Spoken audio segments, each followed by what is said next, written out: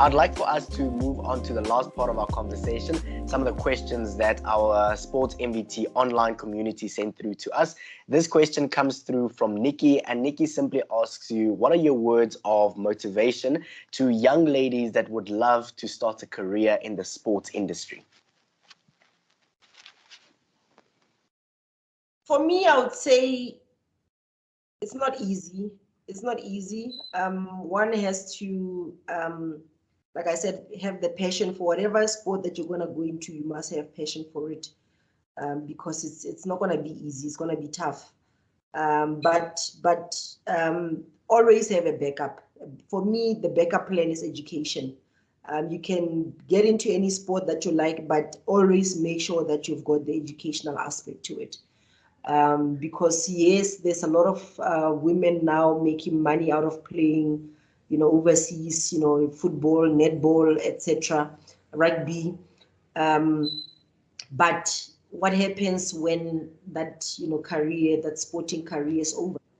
What is going to ensure that you continue as Lydia Monyepao after your Banyana days are over? What got me to where I am right now?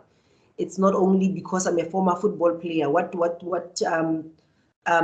separates me from the rest of the gang is because of my educational qualifications. The empowerment that I put behind my name. So I would say that it's important for the young ladies to empower themselves educationally, because I think also an educated player.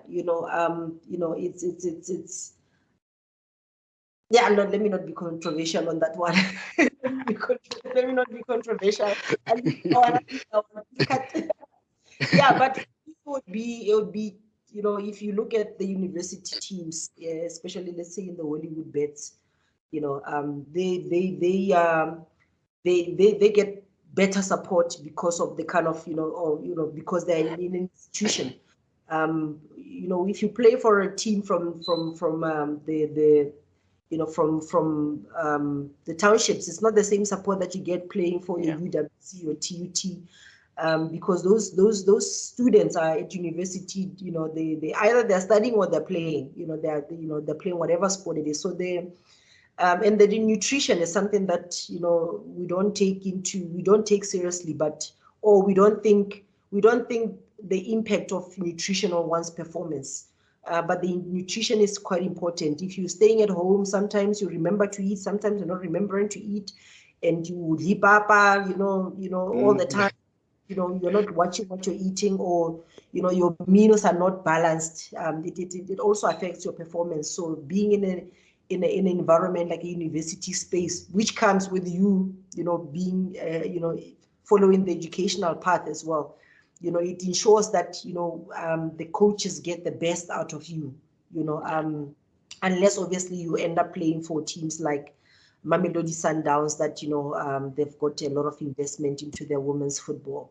But other than that, I would definitely push for girls to, the young girls to end up in a university environment where they can, I think that kind of environment gives an athlete the best possible chance of excelling in whatever sport they're participating in. Definitely.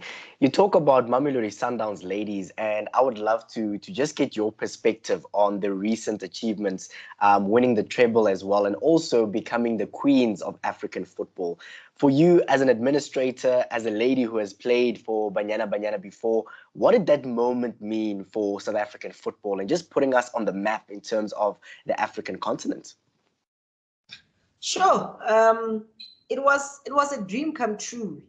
I think as former players, is something that we had hoped for, we had dreamt about, we had talked about, we had been controversial about, we got into trouble about talking about, the need for women to get access to more competition, to more quality competitions.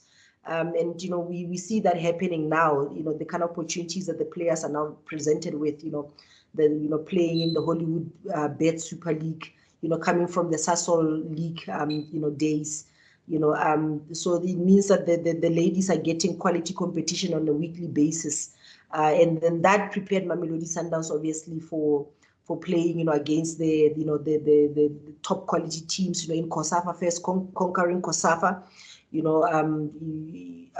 and then going on to Egypt to conquer Africa, and it was not easy. I mean, the likes of AS FAR, from Morocco, that team was quite tough to beat. I just feel, sometimes we're lucky to make it through the penalties, and get to the finals. But once they got to the finals, luckily they remembered, they found their scoring boots, but it was an exciting moment for us, a dream come true, obviously. But it means that we've come far as South African Football Association in terms of, offering, our girls the opportunity to play quality football, competitive football on a weekly basis, on a regional level, and also on a continental level, So the investment in women's football is showing, in terms of the results that we are getting from Mamelodi Sundowns as champions of Africa, of COSAFA region, the Hollywood Bets, giving all these ladies, the opportunity to play quality football, and obviously that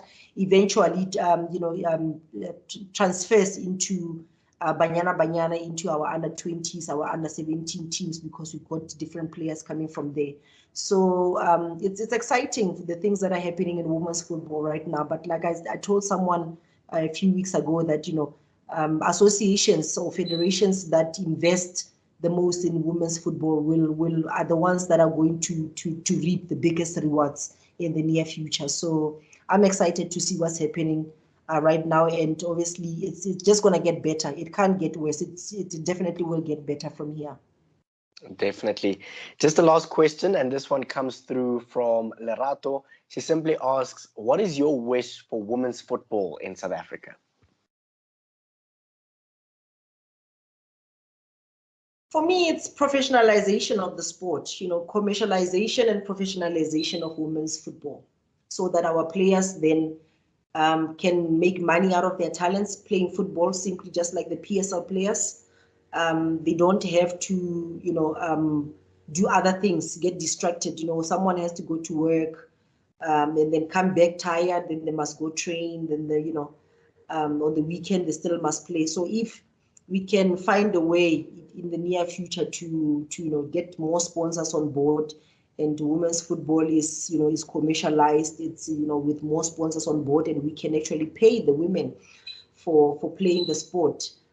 For me, it would be the top achievement, for us as an association, as anybody, as former players, because then we'll be affording the players the kind of opportunities that we always wanted, but we never got.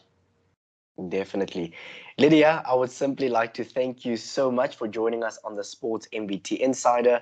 I'd like to thank you for being such a phenomenal brand ambassador for football in this country, specifically women's football in this country. And I'm certain that we as South Africans will continue to watch you do great work with the South African Football Association. Wishing you all the best. Thank you, Aaron, and all the best to the viewers and Sports Mvt. Thank you for the opportunity, and wishing everyone a splendid Christmas and a prosperous 2022. You're locked on to the Sport Mvt Insider, a podcast for unrelenting coverage of women in sport. Thank you so much for joining me this week. I absolutely loved diving deeper into the journeys of our athletes, coaches, and administrators to get to know them a little bit better than we do. Coming up next week, we bring you another athlete, coach, or administrator, and she shares her incredible and inspiring journey with us. Keep it locked onto Sport Mvt, where we celebrate women in sport.